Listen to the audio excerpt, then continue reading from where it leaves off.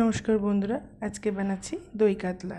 4 piece কাতলা মাছ নিয়েছি, নিয়ে নুন আর গোলমরিচ দিয়ে ম্যারিনেট করে নিয়েছি। কিছুটা সাদা তেল দিয়ে মাছগুলো উল্টে পাল্টে ভালো করে কড়া করে ভেজে নেব।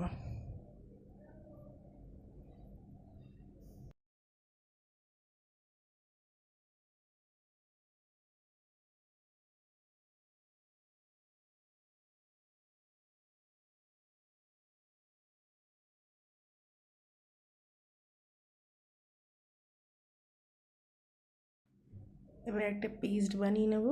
কিছুটা চালমগজ, পোস্ত, কাজু বাদাম, আদা, কাঁচা লঙ্কা পেস্ট করে তাতে 100 গ্রাম মতো দই মিশিয়ে একটা স্মুথ পেস্ট বানিয়ে নিয়েছি। এবার ওই মাছ ভাজার তেলের মধ্যেই লবঙ্গ, এলাচ, দারচিনি, তেজপাতা দিয়ে পেস্টটা দিয়ে দেবো। দিয়ে ভালো করে জল দিয়ে কষিয়ে নেব। স্বাদ মতো লবণ আর মিষ্টি দেবো।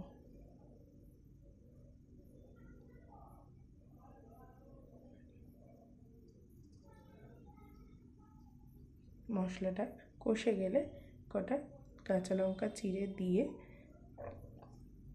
মাছগুলো ঝোলে ছেড়ে দেবো।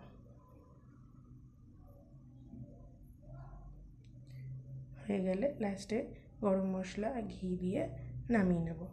এই সহজ দই কাতলার রেসিপিটা আপনাদের কেমন লাগলো কমেন্টের মাধ্যমে জানাবেন। ভালো লাগলে একটা লাইক আর শেয়ার করে দেবেন। Thank you.